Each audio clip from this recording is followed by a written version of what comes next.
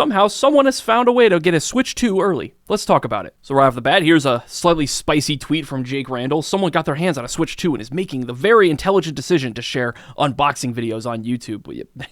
I don't know. I really know what that attitude is all about, but it's true. It's not maybe the best decision to share that video online for people to see. They cannot actually use it at all until June 5th because it needs an update to function. So their entire risk is essentially pointless.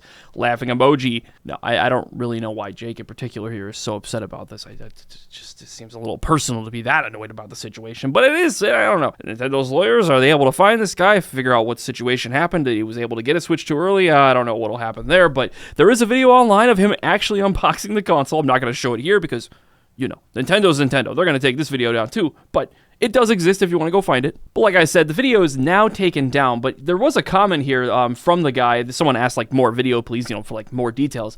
And the guy who uploaded the video said, Nintendo locked the Switch 2. It needs update to function, so I am waiting for June 5th to unlock it. Now, this actually means that the console is locked. It's like actually firmware locked. You need to update the console to play your games, which, I don't know. On one hand, it's like, it kind of makes sense. It's 25, everyone's got an internet connection, right? You just get the console, you plug it in, update, play your games. It's not really that big a deal, right? But we'll get more into that here in a moment. Here's another post I saw from Wario64. Another person shared with me that they have a Switch 2 as well. I have no permission to post pics, but can share that when they try to boot a Switch 1 game, a message prompts, please connect to the internet and update your system. Needs update to boot game. That's the most important part right there, which is crazy. Like I briefly hinted at before, it's very unlikely that the average Switch 2 customer is actually going to be impacted by this, like, at all. It just means we're a long time away from the days of the Super Nintendo where you open up the box, you plug it in, and it just works. It just functions immediately. The fact that it's forcing an update like Xbox One style, this is crazy. And it does open some legitimate concerns. You know, not everyone has internet. I would imagine most people watching this video have internet, but not everyone does. So yeah, it could be a little bit of a concern. You got to update, especially if this console's a little bit aimed more towards kids. It's like, they're not going to know how to connect it to the console. You're going to need your parents to do it or whatever. It's a little bit of a headache.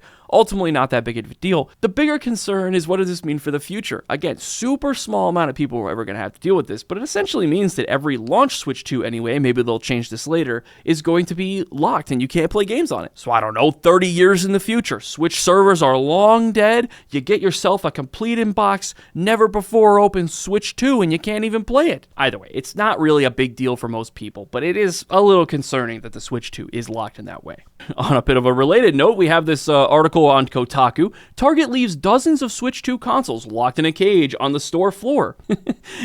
They make a very interesting recommendation here. I don't know if I would call it that, but it's almost a recommendation. If you have a pair of wire cutters that can move fast, you might be able to get a Switch 2 early. I don't know if you should write that at the title, the little subtext here on your main page, Kotaku. That seems a little bit of an unnecessary risk, but let's continue reading. Blah, blah, blah. Okay, majority of this article is just like engagement farming a little bit, but the source of this is another tweet from Jake Randall. Target stores are receiving their Switch 2 stock, and apparently as long as it's locked in a cage, they don't mind leaving it in the middle of the floor. That is insane seeing this picture. There is something kind of exciting about this, though. We're seeing these consoles out in the wild. We're actually seeing them arrive at stores. We're here. The Switch 2 is happening. It feels kind of surreal, to be honest. First reply I see, BRB, I gotta head out somewhere. All of this, by the way, is pretty in line with what, this post said here. We received 40 consoles. This is 2 days ago. We're just now seeing these consoles kind of go out in the wild, so it seems like a majority of retailers are beginning to get their Switch 2 stock for pre-orders or launch day or whatever else. The post was deleted. I'm not really sure why, but the first comment here is, so in about 2 days, we will have the first true leaks with people stealing the consoles and the games. And he called it 100% factual right there. Yep, that is exactly what happened. Here's another one. To be honest, it's insane to think that only 4 months ago, the Switch 2 was basically nothing more than a rumor. Now we will have it next week. This is what I was saying. Like, it feels kind of crazy that it's just happening. And a large part of this craziness is that it just seems like the news has died off about the Switch 2 in some way. Like, everyone's talking about it, they're really hyped, but I'm not really seeing as many, like, here's what the games are going to look like or perform like. Here's a review of this random game.